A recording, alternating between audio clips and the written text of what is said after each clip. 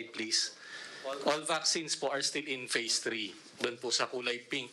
Usually, pag na-complete po yung phase 3, tsaka nagpaparegister. So yung registration po ng vaccines na full commercial marketing authorization, baka po at the earliest would be late end of the year hanggang early next year. So countries now are giving what we call emergency use authorizations, meaning in the middle of the phase 3 trials, if we have enough data, we allow it to be used in the public programs. Next slide please.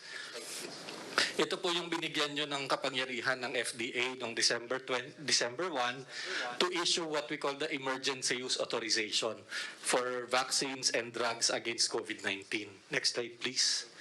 So ang ginawa po namin, pinaiksi po namin yung proseso. Dati po ang approval po ng vaccine sa Pilipinas, itong sa kaliwa, 6 months to 1 year.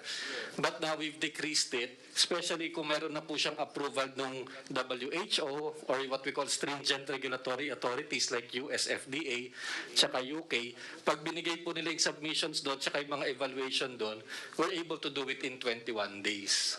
Next slide please. So nag-start po ang application natin noong December 15, doon po nag-start. And we only give the EUA if we have the following conditions. Ito po yung nakalagay sa executive order natin. Number 1, based on the data available at hand, it must show that it is reasonable to believe that the vaccine is effective, may be effective against COVID-19. Second, the known and potential benefits must outweigh the risk. Ibig sabihin po, yung una, efficacy, yung pangalawa, safety. Dapat wala pong any specific or significant safety issue. And third, there must be no approved alternative. Wala pang bakuna na registered. At so far, wala pa naman po talaga. Next slide, please. So it also in the EO, it says that the FDA must create an expert panel, and we have experts po na mga immunologist, allergologist, virologist, epidemiologist, looking at the safety and efficacy data of the vaccine. And then they give the report to me with their recommendations. Next slide. So ito po ang ginagawa natin. Nung pagtanggap po natin ng application, hinahati po natin yan into two. The first one, for the safety and efficacy, the clinical trial data, we give it to the experts. Titingnan po nila. Pag meron po talagang safety issue na nakakatakot, wala na agad yan, stop na agad yan. Pero kung maganda naman yung safety, yung efficacy naman po ang titingnan if it's going to be useful. And then the other half of the submission, yung pong regards the quality, the manufacturing, the stability, the labeling, yung pong mga product information. Sa mga regulator po natin sa FDA yan. Kasi kailangan tingnan natin na yung pina-approve sa WHO, it's exactly the same product that they will be supplying to us. Hindi po kasi pwede na ibang factory o iba yung bote. Kailangan kung ano po yung pina-approve sa US FDA halimbawa, or do sa country nila, yun din ang dadalhin sa atin. And then once the two groups have then made their recommendations, they submit it to my office. And we make a final decision within 1 to 2 days. Slide 7. Yes, we continue. You continue with that. These are the things that we should understand. Tayo dito. Yes, sir. But not for the public. Opo, sir. Mamaya, sir, i-explain ko po, sir, sa slide number 7. Sir, kung titingnan po, pakibalik.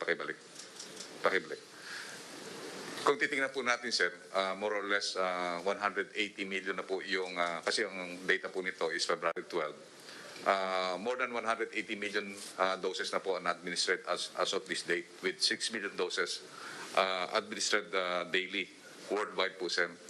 Kung sa makita po natin, sir, ang natin talaga, yung US at saka China po ang nangunguna, na meron silang average na 1.7 million doses daily.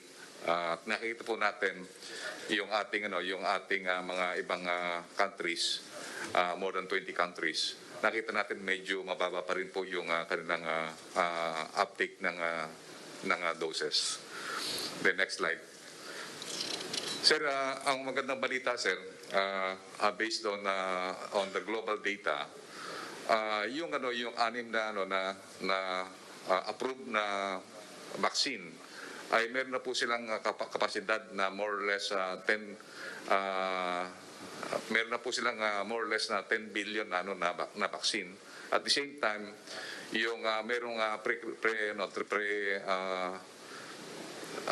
trial data ng phase 3, Novavax at saka po yung J&J, may additional capacity na another 3.2 billion. So, more or less, meron po tayong total na 13.2 billion na capacity for 2021.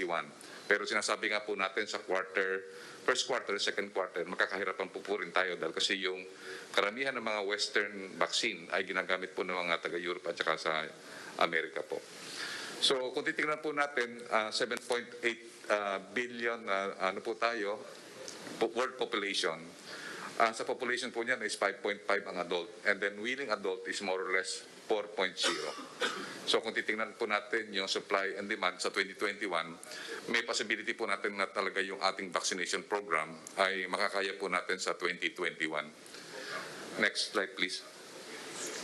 Yung ating yung preparation natin, nagkaroon na po tayo ng meeting sa 16 cities ng LGU at bukas nga po sa Davao City po tayo magmi-meeting para ma-check po natin ang preparation ng Davao City.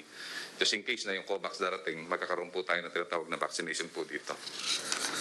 Next slide please. Nagkaroon po tayo ng simulation sa darating na 117,000 na vaccine ng COVAX. At yung Bureau of Customs po sir, sumunod po sa inyong directive na 0 minutes po sila. Actually, from the aircraft, diretso po kaagad dun sa refrigerated van. So ang ginawa lang po ng chinek lang kung ilan ang bilang, but they never intervene doon sa sa packaging. So sumunod po, nandoon kasama po namin si General Guerrero, nandoon din po si Secretary Tugade, si Secretary Lorenzana at saka si Secretary Duque.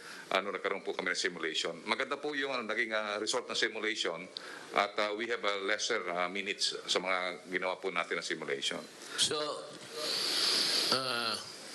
as far as we are concerned, tayo dito sa gobyerno, itong flow ng how the vaccines would be imported and doon sa finally sa storage, wala ng monkey wrench. Ano po sir, medyo po tayo sir. Okay po tayo sir. Lalo na po yung from the airport going to the storage.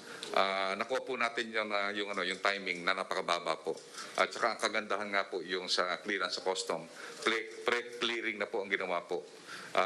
Sumunod po sa utos niyo po na talagang wala pong time na makukonsumo doon sa custom clearing. So 0 minutes po sila. So tiningnan lang nila ang boxes, binilang po nila, and then naikarga po kagad sa refrigerated van.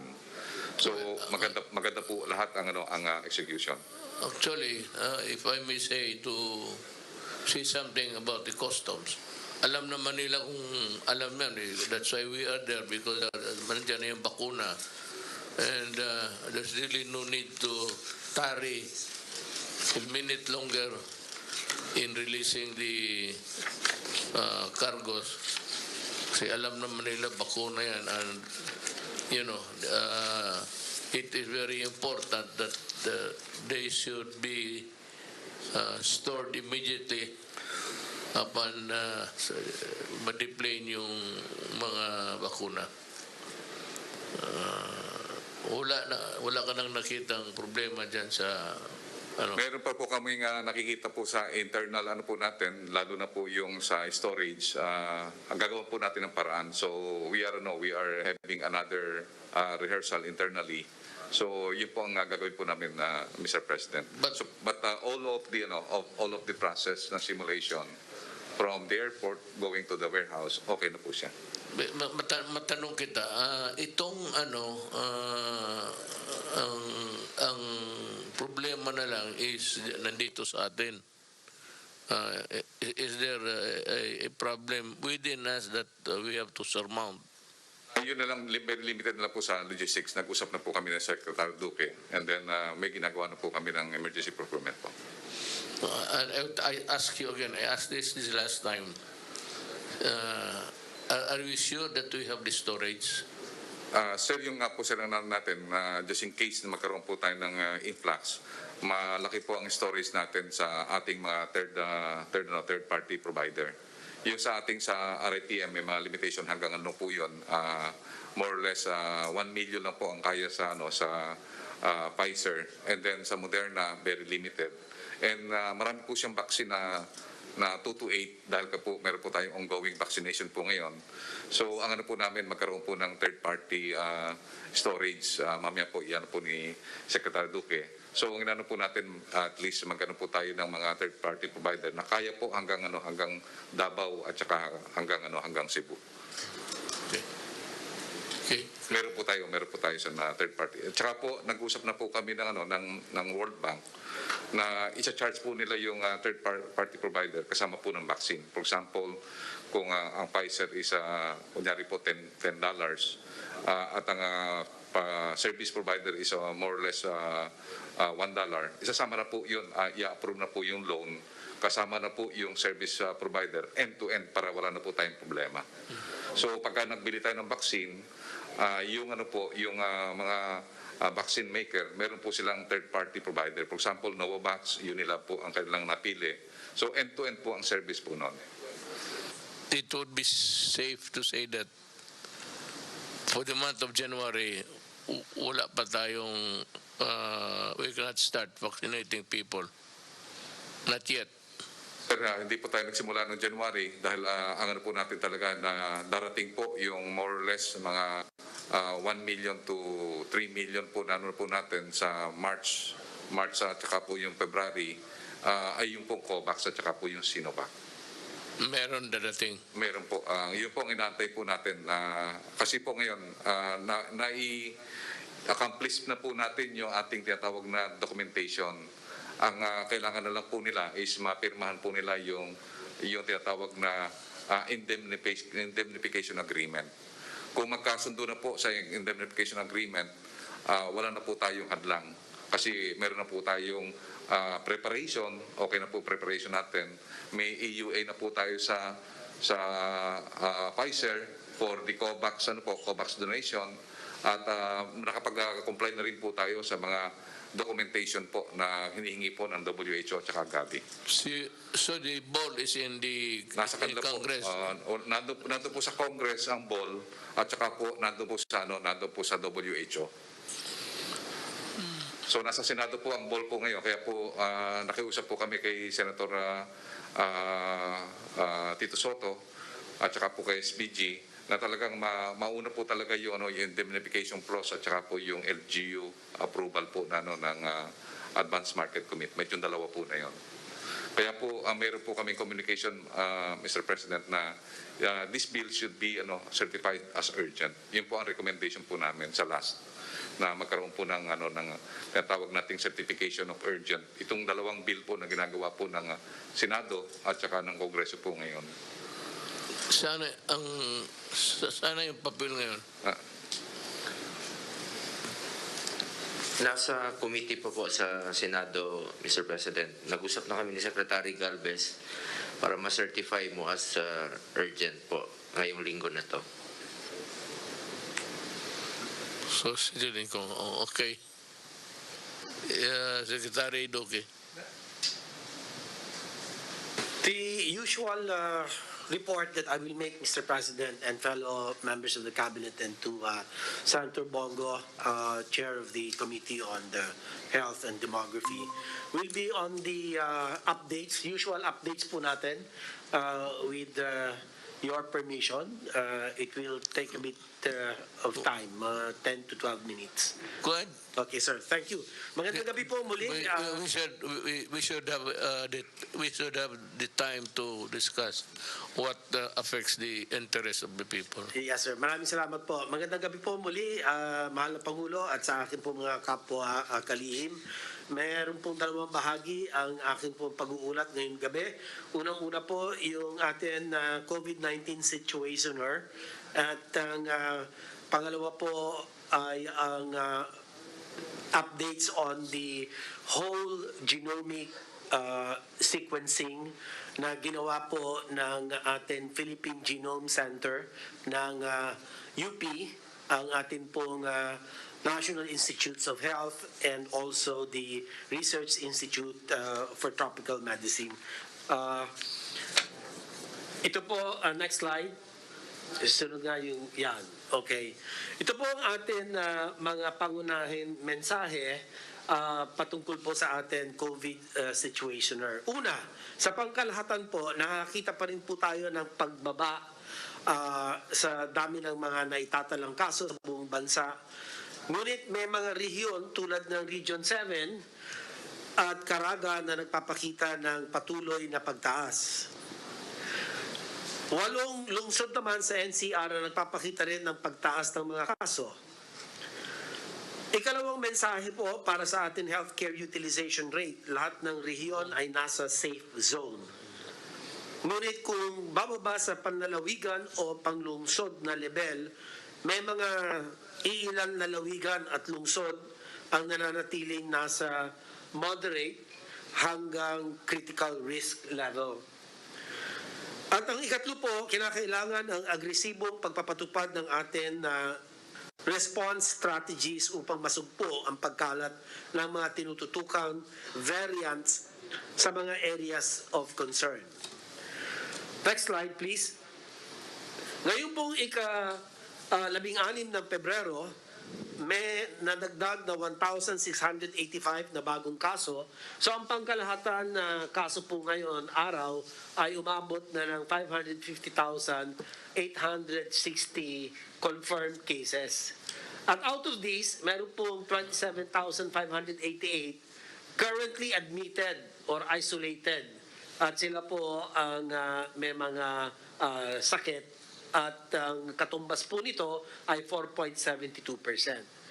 Doon naman sa recovery sa bandang kanan po, Mr. President, ay meron tayong 511,755 who have recovered, cases that have recovered and accounts for 93% more or less. Sa mga pumanaw naman, ang ating pong case fatality rate as at 2.09%. 11,517 po ang atin pangkalahatan bilang sa ngayon. Ang mga nakakalungkot po na mga pumanaw as a percentage po of the total confirmed cases, siya po ay 2.09%. Doon naman sa mga active cases, yung asymptomatic, mild or moderate ay 26,043 ang mga kaso, equivalent to about 94.4%. At ang severe or critical cases ay asa 1,545, equivalent to 5.6%.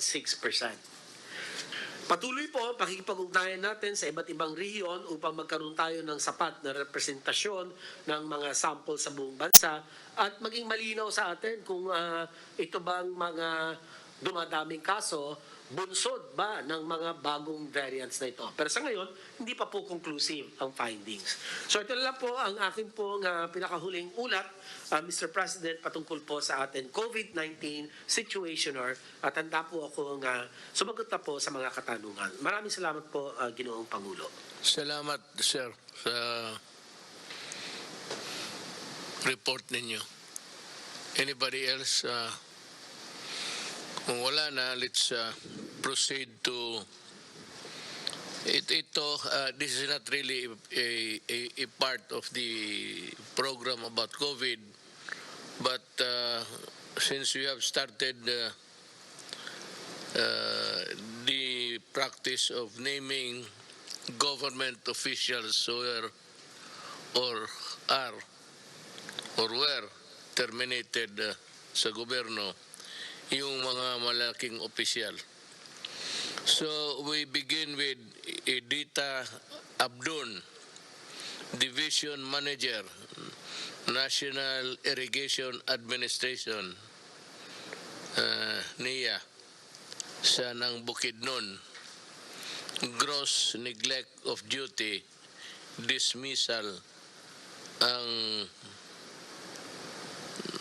binigay sa kanya ng ombudsman. Adelina Kalonge, administrative head, finance head ng Bukidnon, MIA.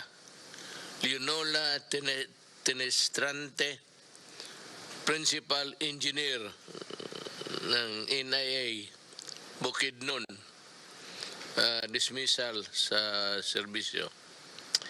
Ito si Steve Diklikan, General Manager, Mactan Cebu International Airport Authority, Department of Transportation. Grave misconduct, gross neglect of duty, at conduct prejudicial to the best interest of the service. 8 suspension for 6 months. Dapat ito dismissal eh. Pero we bow down to what the ombudsman to meet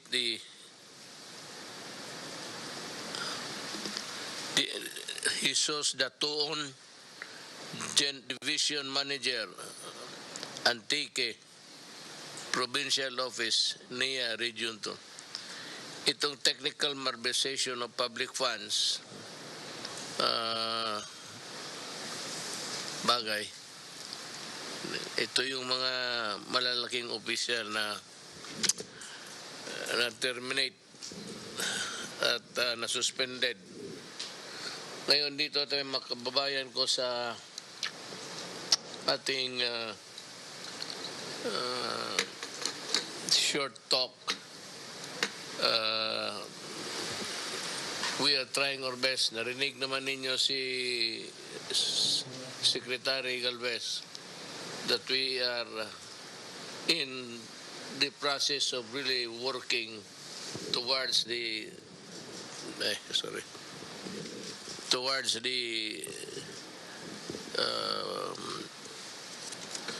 realization of our vaccine program.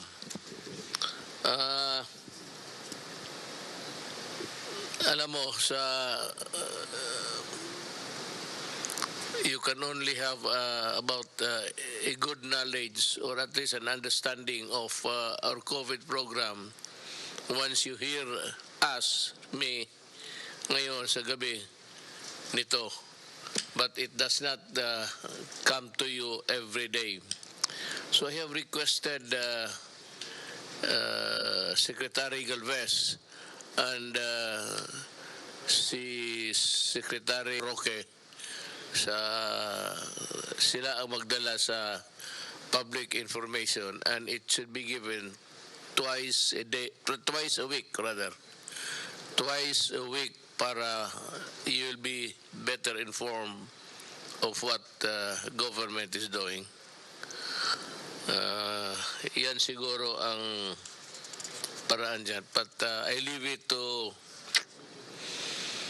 Secretary sa the press secretary to do the arrangements. Nandito si Carl. Nasa online. Online po. Mr. President, I'm here po. Okay. Okay, Carl. Thank you. Thank you very Sige. Introduce lang kita sa tao. Ngayong gabi nandito si CHUA to give us the update on ito yung acting NEDA General Director General ng NEDA. He is the guy who's in charge of at least giving the effort to ano ang ating ekonomiya, mga maabot natin ang mga ating objectives sa ating governance.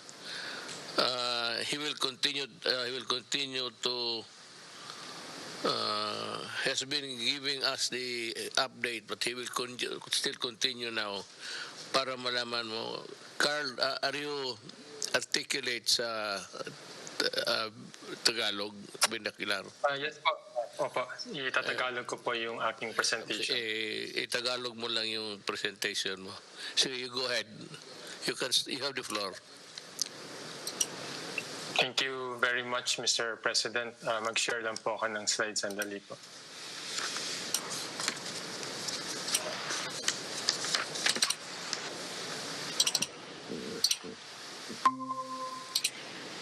Mr. President, magandang gabi po kay Senator Bongo, sa aking mga kapwa kabinete at sa mga nanonood sa atin. Yung aking ibabahagi, yung kailangan po natin mag-shift sana sa lalong madaling panahon to MGCQ for the entire Philippines. Sana starting March 1, 2021 para i-address po yung hunger or yung mataas na antas ng mga Pilipino po na nagugutom. Yung ating quarantine restriction na ginawa since March of 2020, ang nagdulot po nito na total income loss na 1.04 trillion pesos in 2020. So on average po, araw-araw, 2.8 billion pesos po ng mga sahod, mga kita ang nawawala. On average po, ang annual income loss ng isang manggagawa ay 23,000 pesos per worker. However, alam po natin yung ibang sector po hindi po pinapayagan na mag-operate under yung ating community quarantine. At yung iba po nawala na ng trabaho. Kaya yung ibang workers po, mas malaki po ang tama sa kanilang sahod, sa kanilang kita at sa kanilang mga kabuhayan. So ang recommendation po namin ay dapat i-balance po natin. Meron pong nakitang kami survey na ginawa po ng Pulse Asia. Yung September, sabi po ng taong bayan, 39% need say that we should balance both the economy and the control of the virus. Pero yung November, yung tumaas po yung hunger rate, 73% na ang nagsasabi na we have to balance the opening of the economy and the control of the virus. So hindi po naman natin sinasabi na ibukas lang natin yung ekonomiya at wag na nating pakialaman yung COVID cases. Kailangan po natin both. At nakita po natin na nagbukas po tayo last October at yung dumaan po yung Christmas vacation, hindi po naman umakyat yung COVID cases. In my concluding slide po, sa IATF meeting last Thursday, we presented the following recommendations which was approved by the IATF, and we hope for your approval also on the following. So given progress on the health side, and no spike in COVID-19 cases from the reopening of the economy last October and the year-end holiday, ang recommendation po namin, number one, we further open the economy to MGCQ for the entire Philippines, especially NCR, starting March 21. And the main reason is gusto na po natin ma-mitigate or mabawasan yung sickness, hunger, poverty, job, and income loss that are arising from non-COVID cases. At kung kailangan, gumamit po tayo ng localized lockdown sa barangay or municipal level to address the local spread of the virus. Yung pangatlo po naman, nakita po namin na kulang po yung public transport natin. So we propose with proper safeguards, i-further expand po natin yung public transport from 50% towards 75% para mas marami po yung makabalik sa kanilang trabaho. Pangalawa po, to complement public transport with active transport support. Ito po yung tulad ng bike lanes kasi marami na pong Pilipino yung nag-shift to biking to work or to avail of their basic commodities when they buy goods. And finally, nakita po namin na kulang po yung inter-province bus operation natin. Marami pong mga manggagawa yung nag-ECQ, bumalik po sila sa probinsya. Ngayon po, hindi po sila makabalik na ganap sa kanilang trabaho. At yung pang-apat po, yung expand the age group allowed to go out. Of course, with safeguards din po. Yung letter A po, yung na-approve niyo na po dati na to conduct pilot face-to-face schooling in the low-risk areas, we are proposing, Mr. President, i-resume natin because nakita po natin na yung COVID cases at yung UK variant ay nakokontrol po natin. Yung pangalawa, and this is subject po to our discussion with the NCR mayors, is to gradually expand the age group allowed to go out. Ngayon po kasi 15 to 65 lang yung pwedeng lumabas. Ang proposal po namin, i-gradual natin yung pag-expand to age 5 to 70. At pwede natin gawing dahan-dahan in increments of 5 years, also with appropriate safeguard. Yung safeguard naman, pwede lang lumabas yung kabataan with their parents only, or initially they can go out to more open areas. At hindi naman ibig sabihin na pupunta sila sa malls. Pero kung pwede pong lumabas yung kabataan with safeguards, it will allow also their parents to work and get a job. So ito po yung aking presentation, Mr. President.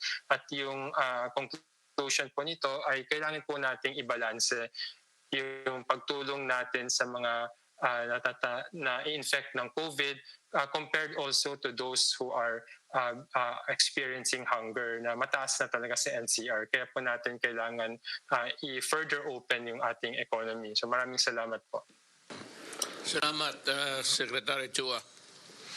Now, I think we have reached the final phase of the program. May tanong ako sa iyo. Paano ko alam ko na alam mo at alam ko ang sagot. Pero tatanungin lang kita nito. Kaya ikaw yung press secretary. Ikaw yung sasagot.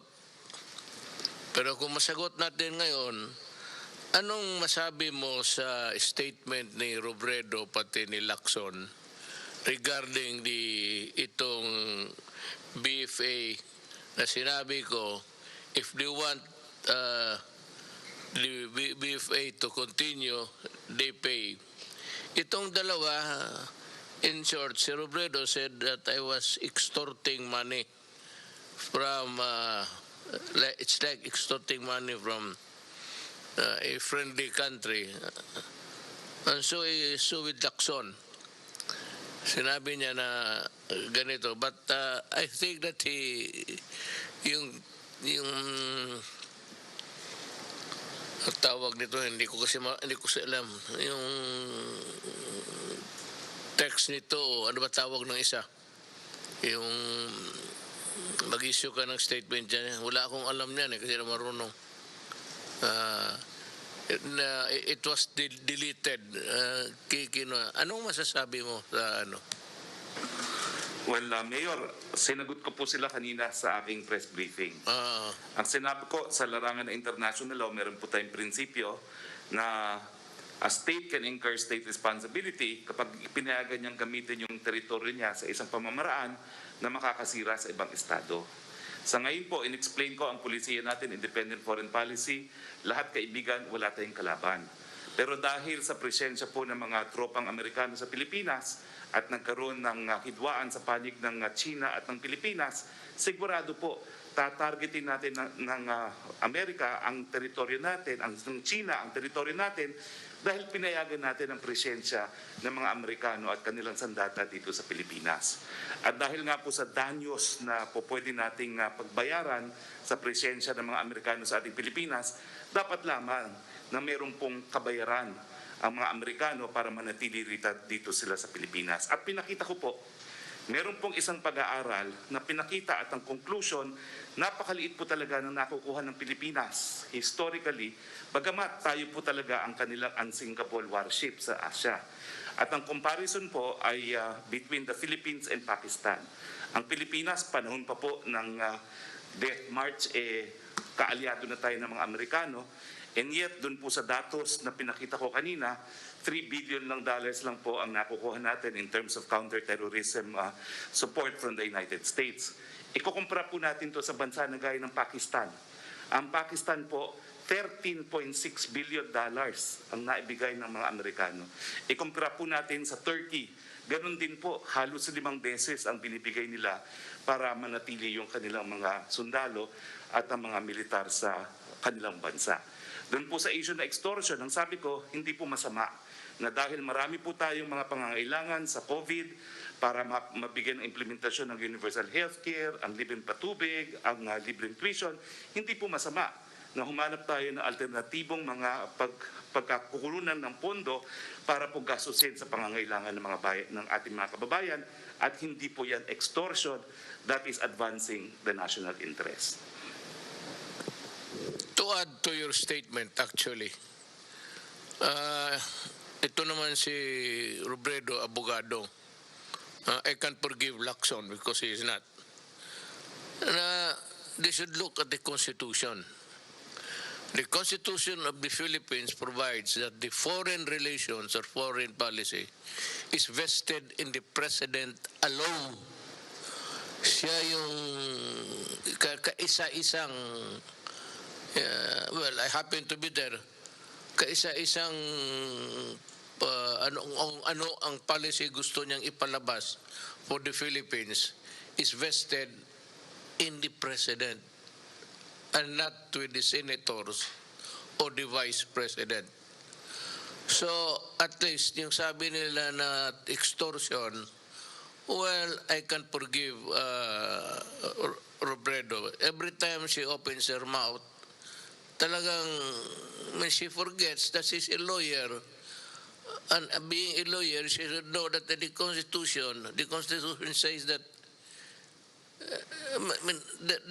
that is my function. It is not their function. At kung anong gusto kong sabihin para sa aking bayan, may purpose yan. Hindi kasi nila alam. Na alam ko noon na meron tayong binili na armas sa Amerika, it took them years to deliver.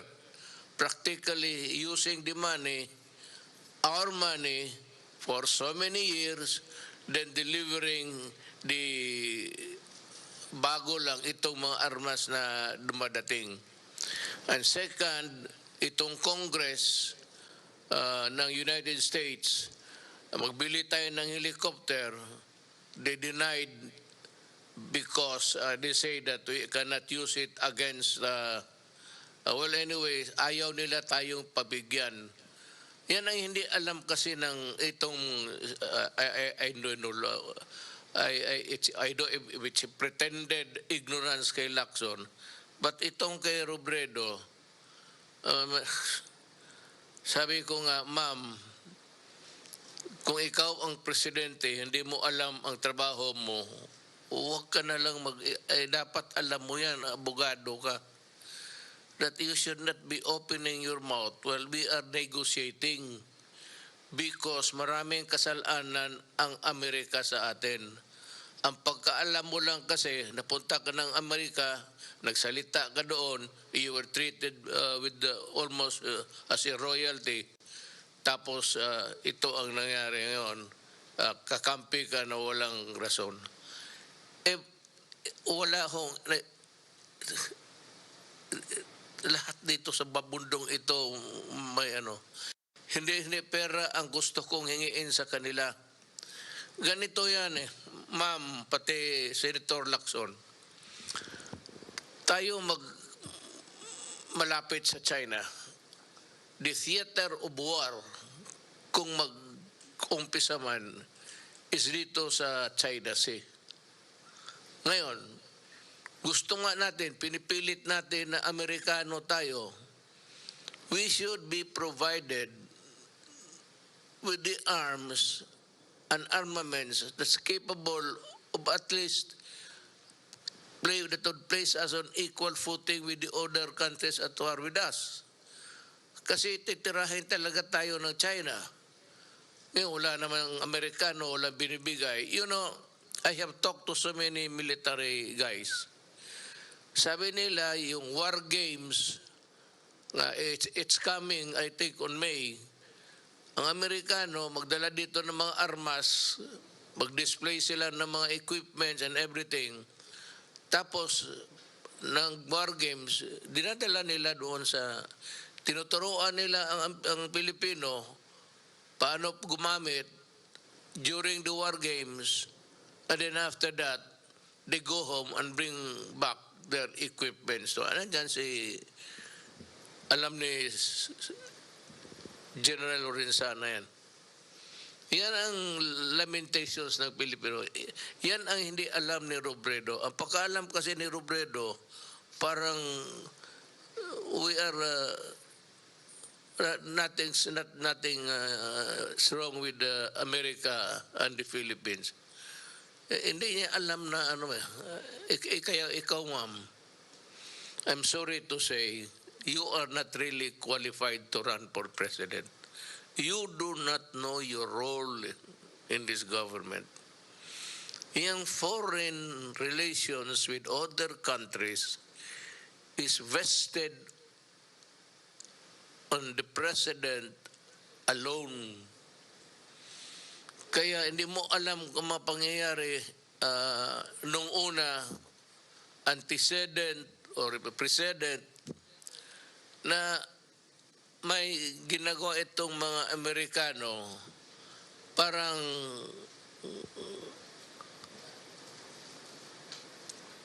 ano tingin natin, outpost eh. Ma'am, alam mo ba ma'am, as a president, do you know that there are so many depots, depot, the OBS depots? Maraming mga armas dito na nakalagay sa Pilipinas ang Amerika. And do you know that they are slowly converting Subic into an American base? Yan ang hindi mo alam at hindi, wala ka sigurong alam. Kaya huwag kang mag-alam, huwag kang magsalita. These are the things that are known to us because I have the reports and I have also the assessments given to me by the Armed Forces of the Philippines. At sinasabi nila kung ano talaga, what's the deal? Anong binigay ng Amerikano? Gawain lang tayong outpost, tapos mag-pro-American ka. Pagputok, ang unang siguro, tanungin kita, kung magsagot ka ngayon, ang unang matamaan kung magkagera ang Amerikano pati Philippines. Alam mo? Kung hindi mo alam, sabihin ko sa iyo, the meltdown will start in Palawan. It's the province that's facing the Spratly and everything there. Kaya hindi mo lang alam, in a worst case scenario, kung may isang gago dyan na magpaputok ng isang rocket, gulo na yan. And the Philippines invariably would be drawn into the vortex of a conflict that is called war. Ngayon, ang mga stations ng Amerikano, tinanggal nga natin yung basis agreement.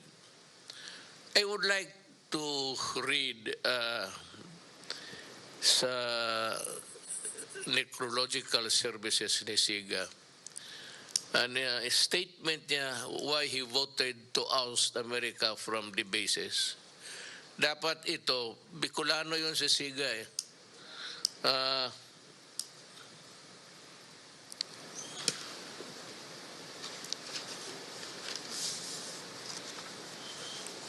I would address this to the Vice President. Excerpt from the speech of the late Senator Vic Ziga during the Senate voting on the U.S. Bases Treaty on September 16, 1991. He said, and I quote, "I refuse to ride on the crest of a fleeting popularity. I refuse to be deceived by fancy rhetoric and cheap propaganda. I refuse to sacrifice our national interest in exchange for a bundle of vague promises. Rather, Mr. President, I choose to continue to work for what I believe is right and just for our country. I therefore submit my action to the lasting judgment of history with my conscience and firm conviction as my cause. I vote to the non-concurrence and no, a conscientious no to the treaty." Taga Bicol yun, ma'am, at baka may it says or wala kang alam, sabihin mo lang na extortion, How can you say extortion? Nakaraming utang ng Amerikano sa atin, hindi pa tayo nabayaran, tapos sabihin mo extortion. Kinakabahan ako if by chance mapresidente ka. Medyo ako, basta pagka retired na ako dyan, kung mapresidente ka, I said, if by unfortunate chance you become the president, please study more. I think that you need a refresher course sa law. That is my advice to you. You do not use this word, mga extortion. When we say you pay, dapat talaga magbayad. Ang tingin mo sa ano ito? Tingin mo sa Pilipinas, koloni ng Amerika? Basta libre na lang lahat.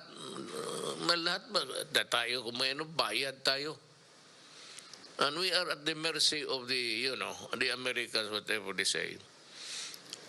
That visiting forces agreement may or may not continue depending on how the Americans will behave towards us. Hindi sabihin na pag sinabi nila, sige, yun na kaagad. I think you should, if I were you, kung hindi ka manalo, you migrate to America and become an American citizen. And you can freely use the word extortion. How can that be extortion when you ask for a payment? Extortion. Maningil ka para sa bayan mo, extortion. The statement of Senator Siga during at that time, ito maganda ito, I therefore submit my action to the lasting judgment of history with my conscience and firm conviction as my cause. I vote yes to the non-concurrence and no, a consensus no to the treaty. May isa tayong who was a great senator sa Bicol. Mabutit na lang. Ewan ko. Pero yun na lang po. Salamat sa iyo. Ito naman kay Lacson. Anong tawag dito? Twitter. Hindi ka magamit ang aking kayo Nokia pa rin eh. Twitter. May sinabi rin siya na parang ganito rin, in the same fashion, in the same ni Robredo. Kaya lang dinilit niya, tinanggal. Probably he realized that the senators have no function at all in the matter of agreements. Ito sa it's vested with the president and it does not need any concurrence from Congress. So the power to abrogate the visiting forces agreement nandito sa akin. I don't know. Kasi kung magkagera tapos mag-nuclear war, tapos nandito yung armas, nandito dyan sa Subic yung mga barko ng Amerikano, what do you think will happen to Bicol? It's too far away, but it will also melt just like what would happen to the rest of the Philippines. It will reduce us into a barren land where you cannot plant anything except wait to die. the way to die, rather. Alam na, ano siguro si Lacson na alam niya na tinanggal niya. Pero ito sabihin ko kay Ping, you have been a very cunning and ano sa mga statement mo. Yung pa-slide mo sa mga sabihin ko sa iyo, and so many other things in the past where you were wrong, bihin ko sa iyo na you have nothing to do with this. I may accept your comments, but please use it in a way, total hindi naman ito ano, use your use a language that will promote your person, your human being. Hindi yung basta-basta ka na lang mag-post dyan tapos without really finding out whether you are a part of it or not. Telling you you are not. So next time, consult a lawyer in your office. And to the Filipino people, maraming salamat po.